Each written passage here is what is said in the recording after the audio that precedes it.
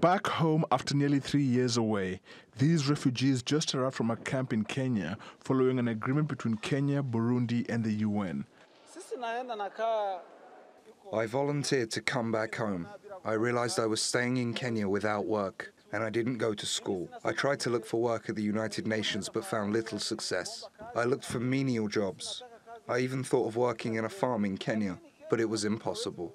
So I was just idle, waiting to receive food rations from the UNHCR. The rations were not even enough to feed a whole family.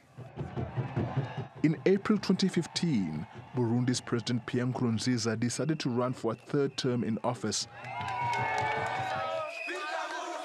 The announcement sent opposition groups into the streets.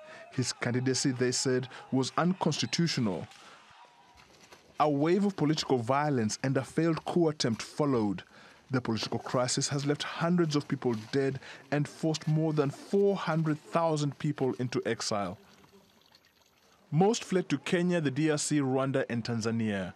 The Burundian government says they have managed to restore peace and stability and are urging those who have fled to return home. I first asked my family about the security situation back at home. I spoke to them on the phone, and my family reassured me that even those who had fled to Tanzania had also returned in huge numbers. Those who returned a year ago have been farming with no problems. If those who returned can live with no problems, then why should we be the ones facing problems? At least 187 refugees are expected to return from Kenya by the end of this month.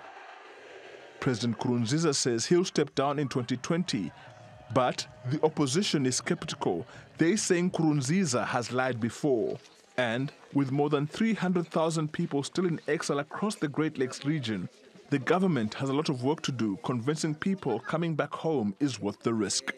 Owira, TRT World.